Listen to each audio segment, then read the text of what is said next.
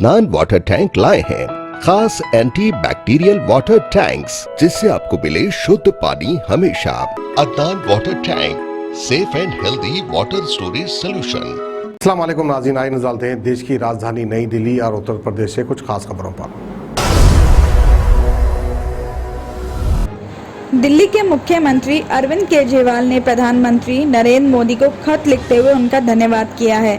ये धन्यवाद उन्होंने केंद्र सरकार से मिली ऑक्सीजन की 730 मीट्रिक टन के लिए किया है। पहली बार केंद्र सरकार की तरफ से दिल्ली को उसके कोटे से ज्यादा ऑक्सीजन मिली है।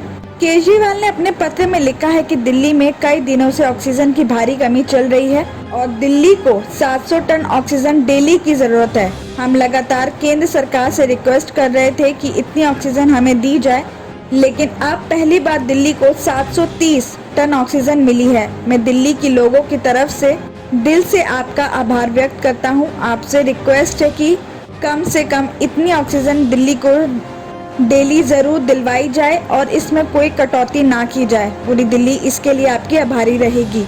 इसी के साथ अरविंद केजरीवाल ने प्रेस कॉन्फ्रेंस में ये भी कहा है कि अगर उन्हें इसी तरह उनके कोटे की पूरी ऑक्सीजन मिलती रही तो हॉस्पिटल में बेड भी बढ़ाए जाएंगे। ऑक्सीजन की किल्लत के चलते कई हॉस्पिटल्स को बेड कम करने पड़े थे।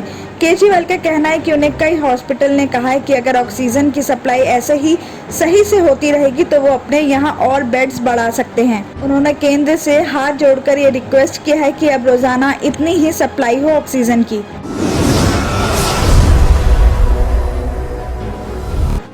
देश को 2 बार ओलंपिक पदक जिताकर देश का गौरव बढ़ाने वाले पहलवान सुशील कुमार की मुश्किलें बढ़ती जा रही हैं।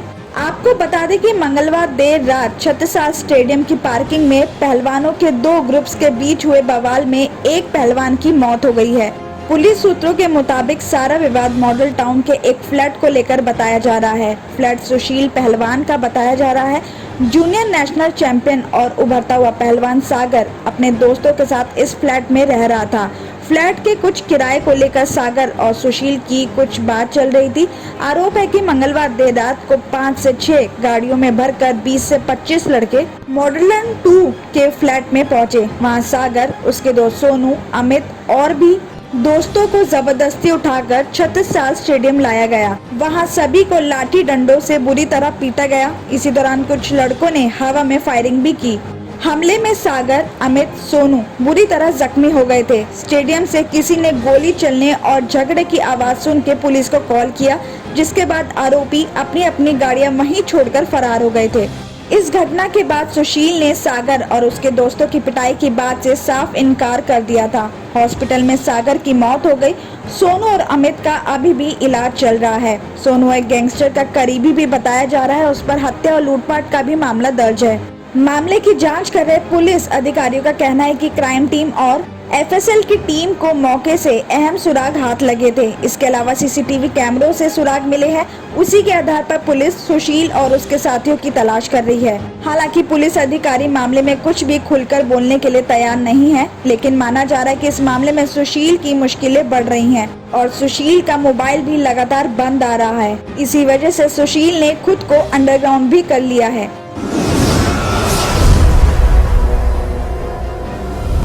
उत्तर प्रदेश के गौतम बुद्ध नगर जिले से हैरान करने वाला मामला सामने आया है। नोएडा में कोविड होने के शक में एक युवती ने अपनी ही फ्रेंड को घर से निकाल दिया।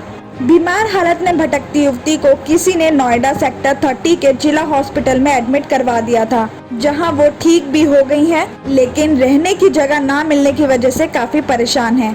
बताया जा रहा है कि झारखंड की रहने वाली निशा को 5 दिन पहले जिला हॉस्पिटल में एडमिट कराया गया था। उसे बुखार था। डॉक्टर के मुताबिक वो ठीक भी हो गई है, लेकिन रहने की जगह नहीं मिल रही है। साथ ही डॉक्टर ने ये भी कहा है कि अभी वो काफी कमजोर है। हॉस्पिटल रहने से कोरोना की चपेट में आने का खतरा है।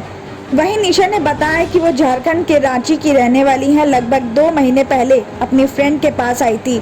हफ्ते भर पहले उसे बुखार आया तो फ्रेंड ने कोरोना होने के शक से उसे घर से निकाल दिया। उसका कहना है कि लॉकडाउन की वजह से वो अपने घर पर भी नहीं जा सकती है। हॉस्पिटल के स्टाफ ने बताया कि इमरजेंसी में सिर्फ 4 बेड है।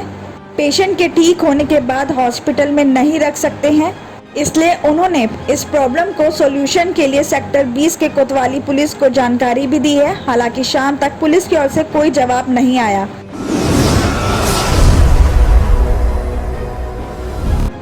दिल्ली में प्राइवेट एम्बुलेंस ड्राइवर अब मनमाना किराया नहीं वसूल सकेंगे। दिल्ली सरकार ने एम्बुलेंस की रेट्स अनाउंस कर दिए हैं। प्राइवेट एम्बुलेंस सेवा देने वालों को उन्हीं रेट्स का पालन करने का निर्देश दिया है। बृहस्पतिवार यानी कल दिल्ली सरकार ने आधिकारिक आदेश भी जारी कर दिया है। दिल्ली में प्राइवेट एम्बुलेंस के लिए जो नए रेट्स अनाउंस किए हैं उनके तहत जो नॉर्मल एम्बुलेंस यानी पेशेंट ट्रांसपोर्ट एम्बुलेंस के लिए शुरुआती 10 किलोमीटर के लिए 1500 रुपए देने होंगे और उसके बाद पर किलोमीटर पर 100 रुपए बढ़ते जाएंगे। इसी तरह बेसिक लाइफ सपोर्ट एम्बुलेंस के लिए भी शुरुआती 10 किलोमीटर के लिए 2000 रुपए और इसके बाद पर किलोमीटर पर 100 रुपए दिए जाएंगे। तो वहीं एडवांस लाइफ सपोर्ट एम्बुलेंस के लिए शुरुआत में 10 किलोमीटर पर 4000 रुपए देने होंगे और उसके बाद पर किलोमीटर पर 100 रुपए बढ़ते जाएंगे। आपको बता दें कि दिल्ली में पिछले कुछ दिनों में ऐसे मामले सामने आए हैं जहां प्राइवेट एम्बुलेंस ड्राइवर ने थोड़ी सी ही दूरी के लिए पेशेंट के घर वालों से कई गुना पैसे लिए हैं। एम्बुलेंस ड्राइवर की इस मनमानी पर लगाम लगाने के लिए सरकार ने ये कदम उठाया है। जो एम्बुलेंस ड्राइवर और कंपनियां इन मानकों का पालन नहीं करेंगी उनके खिलाफ सरकार सख्त कार्रवाई करेगी। अदनान वाटर टैंक लाए हैं खास एंटी बैक्टीरियल वाटर टैंक्स। इसके 4 लेयर जो आपके टैंक को रखे 100% यूवी प्रोटेक्शन, जो टैंक में बैक्टीरिया पनपने न दे, जिससे आपको मिले शुद्ध पानी हमेशा। अदनान वाटर टैंक पानी को रखता है सेफ और हेल्दी हर मौसम में।